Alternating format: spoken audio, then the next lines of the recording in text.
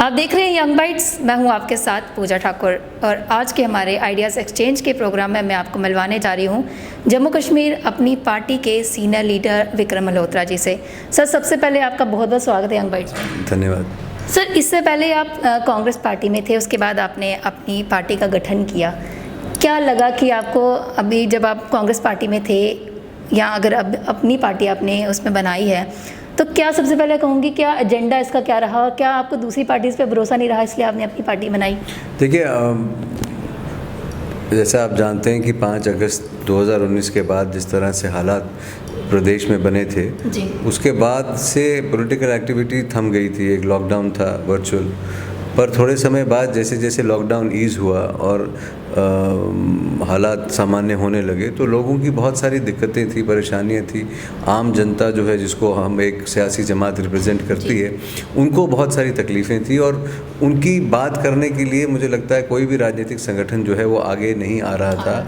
और खुसूसन कश्मीर में और जम्मू में भी जो कांग्रेस पार्टी की आइडियोलॉजी बहुत देर से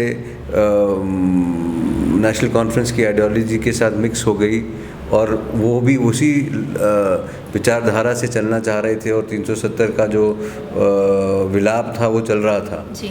और चूँकि मामला ऑनरेबल सुप्रीम कोर्ट में था तो हमारा ये मानना था पार्टी फोरम पे भी कि हमको आगे चलना है, लोगों को आगे का रास्ता दिखाना है, लोगों की दुख तकलीफ़ें जो हैं उसके लिए बात करनी है और आगे क्या रास्ता बने, कैसे आगे का सफ़र तय हो, हम रुक नहीं सकते जी। तो अल्ताफ़ बुखारी साहब जब इस आइडिया के साथ आए कि उन्होंने एक नई पार्टी बनाने का सोचा और कुछ लोगों ने कश्मीर में हिम्मत करी कि वो स्टेलमेट को तोड़ के एक नया ऑल्टरनेटिव दें कि जिससे कि जो हमारा खो गया है वो सब तो वापस नहीं आ सकता, पर चूँकि हम एक केंद्र सरकार में भारतीय जनता पार्टी की सरकार थी, उन्होंने एक फ़ैसला लिया जम्मू कश्मीर को 2 हिस्सों में बांटने का और जम्मू को यूनियन टेरिटरी बनाने का, कश्मीर को भी यूनियन टेरिटरी बनाने का। पर हमको एक संघर्ष की ज़रूरत महसूस हुई कि हमारा जो स्टेटहुड थी, जो हमारी पहचान थी, वो वापस चाहिए। तो उसी लिए जिस पार्टी का गठन हुआ उसमें जो प्राइमरी मुद्दे जो थे जिनको लेके हमने ये सोचा कि आगे संघर्ष की आवश्यकता है, उसमें सबसे पहला था कि हम स्टेटहुड जो है वो रिस्टोर कराना चाहते थे, डोगरा स्टेट जो थी। उसके बाद डोमिसाइल प्रोटेक्शन, लैंड की, जॉब्स की और नौजवानों की बात करना चाहते थे कि जो नौजवान पीड़ित रहे हैं पिछले 40 साल से, जब से मिलिटेंसी रही उसके बाद तमाम तरह की दिक्कतें यहाँ महसूस की जा रही हैं और कोविड-19 की वजह से भी और तमाम सब कुछ मिलके आज ऐसी स्थिति जम्मू कश्मीर के युवा की हो गई है कि अनएम्प्लॉयमेंट रेट बहुत हाई है, जॉब्स हैं नहीं और लोग परेशान हैं। तो इसलिए मुझे लगता है हमने ज़रूरी समझा कि एक नए राजनीतिक संगठन को रूप देना चाहिए। कोई भी इंसान काम करने वाला हो, चाहे वो किसी भी पार्टी में रहे, वो लगातार काम करता है। जब आप कांग्रेस पार्टी में थे तब भी आप लगातार लोगों के हितों के लिए काम करते थे। अब अपनी पार्टी की बात की जाए, खासकर युवाओं की बात की जाए, उनके हक के लिए हमेशा से लड़ती आई और जब से इसका गठन हुआ तभी से युवाओं की आवाज़ इन्होंने बढ़ चढ़ के उठाई और मास प्रमोशन की भी काफ़ी उसको लेकर काफ़ी ज़्यादा प्रदर्शन किए गए थे और कामयाबी भी मिली। देखिए, हम बधाई देते हैं जम्मू कश्मीर के नौजवानों को कि जिनको उनका हक, देखिए आज समय है कि आवाज़ उठाए बगैर हक आपको मिलता नहीं, क्योंकि नेचुरल जस्टिस नहीं मिल रहा है, तो उसके लिए आपको सड़कों पे उतरना पड़ता है। अपनी पार्टी ने ये कोशिश करी कि जो भी मुद्दे, चाहे SRO 202 के मुद्दे थे, चाहे मास प्रमोशन के मुद्दे थे, चाहे रहबरे खेल, रहबरे ज़राअत, जिनके भी मुद्दे थे उनको उभारा जाए, उनको प्रशासन की नज़रों में लाया जाए और हमारे युवा कार्यकर्ताओं ने यूनिवर्सिटी के बाहर मास प्रमोशन को लेके काफ़ी सारे प्रोटेस्ट किए और आज और लोगों की हिम्मत से भी, मैं नहीं बोलूँगा खाली अपनी पार्टी की ही ये जीत है, ये जम्मू के युवाओं की जीत है कि जो लोग इतनी देर से सफ़र कर रहे थे, लगभग 1 साल से, पूरा देश तो कोरोना के लॉकडाउन में, हम तो अगस्त 5 से लॉकडाउन में थे पिछले साल। सो उनकी पढ़ाई सफ़र हो रही थी और ये नेचुरल प्रोसेस में होना चाहिए था जो आज सरकार ने फैसला लिया है। और तमाम आगे भी जो मुद्दे, और देखिए सबसे ज़्यादा जो हमारे करीब मुद्दा है वो एम्प्लॉयमेंट को लेके है। जो अनएम्प्लॉयमेंट दर है वो हिंदुस्तान की एम्प्लॉयमेंट दर से दुगनी है जम्मू कश्मीर में, जहाँ वो 17.9% है, यहाँ देश में 9.8% है, यहाँ पे 17.89% है। सो वो जो युवा के मुद्दे हैं उसको संवेदनशील होना पड़ेगा इस सरकार को, ताकि युवा जो है भटके नहीं और रोज़गार पा सके। जो हम जिस तरह से बात करें बेरोज़गारी की, जो रोज़गार भी है और कई सालों से जो है आप अलग अलग डिपार्टमेंट्स के साथ जुड़े, चाहे कैजुअल लेबर्स की बात की जाए, डेली वेजेस की बात की जाए, वो भी कहीं ना कहीं रो रहे हैं। सरकारी नौकरी उनकी भी है, सरकारी नौकरी होने के बावजूद भी वो सड़कों पे आके प्रदर्शन कर रहे हैं। क्या कहना चाहेंगे आप? देखिए, ये विडंबना है कि 370 टूटने के बाद जहां लोगों को ये उम्मीद थी कि अब तो ये कहा गया था कि अब तो हालात ऐसे होंगे कि किसी को सबको नेचुरल जस्टिस ड्यू कोर्स में मिलेगा, किसी को अब आवाज़ उठाने की ज़रूरत नहीं पड़ेगी, जो गलतियां पहले हुई हैं वो सब ठीक हो जाएंगी। पर हमने देखा कि पिछले जब से लॉकडाउन ईज़ हुआ तब से लोग सड़कों पे प्रदर्शन करने उतरे गए, चाहे वो कैजुअल लेबर हो, चाहे वो आंगनवाड़ी के वर्कर्स हो, चाहे वो बिजली के कर्मचारी डेली वेजर्स हो, तमाम तरह के लोग। तो इसमें कहीं ना कहीं मुझे लगता है कि जो संवेदनशीलता एलजी एडमिनिस्ट्रेशन की है वो लोगों के प्रति नहीं है, क्योंकि यहाँ पे एक आपके पास चुनी हुई सरकार नहीं है। चुनी हुई सरकारें जो है वो लोगों की नुमाइंदगी बेहतर कर सकती हैं। सरकार कहीं ना कहीं असफल नजर आ रही है लोगों की इच्छाएं पूरा करने में। बिल्कुल, मैंने कहा ना कि संवेदनशीलता नहीं है, ब्यूरोक्रेसी में संवेदनशीलता नहीं होती।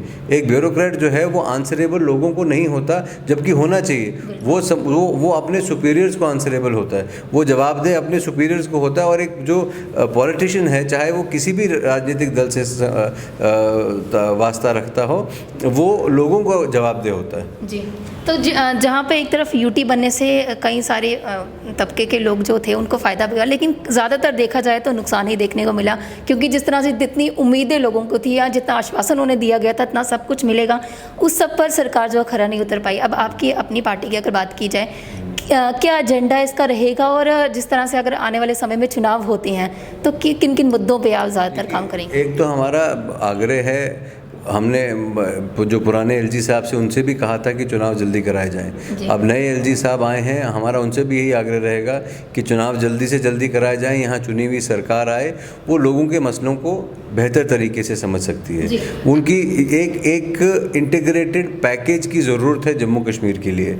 वो इकोनॉमिक पैकेज, एक फाइनेंशियल पैकेज जो है, और एक जॉब्स का पैकेज, वो इंटीग्रेटेड पैकेज जिसको हम कहते हैं, ताकि वो लोगों के ज़ख्मों पे मरहम लगाने का काम करेगा।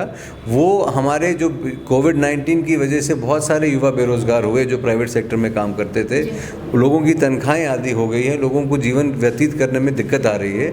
तो मेरे को हमारा ये मानना है कि हम पूरी जो ताकत लगाएंगे इसके लिए, संघर्ष भी करेंगे। एक तो स्टेटहुड जो है वापस लाया जाए, और उसके साथ साथ एक ऐसा इकोनॉमिक फाइनेंशियल पैकेज, जॉब्स का पैकेज जम्मू कश्मीर की बीमारू जो यूनियन टेरिटरी है उसके लिए लाया जाए। तो आने वाले चुनावों के आप चाहते हैं कि चुनाव जो है जल्द से जल्द करवाया जाए, ताकि लोगों के मुद्दों पे जल्द से जल्द काम हो सके। अगर अपनी पार्टी चुनाव जीतती है तो सबसे पहला मुद्दा क्या रहेगा उसका? देखिए, सबसे पहला तो हमारा स्टेटहुड बहाली का है, जो डोगरा स्टेट अर्स्टवाइल थी उसकी बहाली का है। उसके बाद जॉब्स और लैंड का डोमिसाइल जो है, क्योंकि आज एहसास हो रहा है जम्मू के लोगों को भी कहीं ना कहीं कि जो हमारे पास सरमाया था, आज जो नौकरियां सरकारी निकलती थी या जो वादे किए गए थे 50,000 के, 2 लाख के, वही तो जम्मू के नौजवान की उम्मीद है, क्योंकि प्राइवेट सेक्टर तो यहाँ है नहीं, और यहाँ बिज़नेस भी उस तरह से नहीं है कि सब लोग उसमें नौकरी पा जाएं।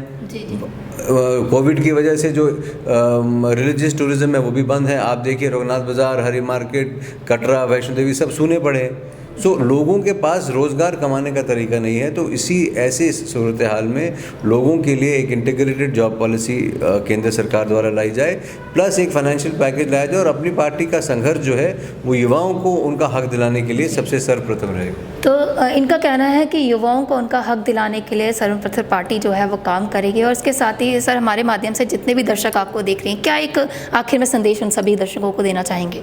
देखिए, हमारा एक ही संदेश रहेगा कि कोविड-19 जैसी महामारी में खुद को बचाइए, अपने जीवन की रक्षा कीजिए, अपने परिवार की रक्षा कीजिए, और अपने हक की आवाज़ उठाइए, और अपनी पार्टी, आपकी अपनी पार्टी है, उसका साथ दीजिए, ताकि हम एक नए दौर की शुरुआत इस प्रदेश में करने में कामयाब हो सके। बहुत बहुत धन्यवाद हमारे साथ जुड़ने के लिए। तो ये थे हमारे साथ जम्मू कश्मीर अपनी पार्टी के सीनियर लीडर विक्रम मल्होत्रा जी। लगातार इन्होंने युवाओं के हक के लिए आवाज़ उठाई है और कई हद तक कामयाबी भी मिली है, लेकिन इनका कहना है कि अभी कई सारे ऐसे मुद्दे हैं जिन पे इन्होंने अभी आगे रखना है, उस पर बातचीत करनी है, और उन युवाओं को उनका हक दिलाना है जो अपने हक से वंचित रह रहे हैं। अगले हफ्ते नई शख्सियत से आपको रूबरू करवाऊंगी। तब तक के लिए आप देखते रहिए यंग बाइट्स। वीडियो जर्नलिस्ट अभिषेक बड़ू के साथ मैं पूजा ठाकुर, यंग वाइट्स जम्मू।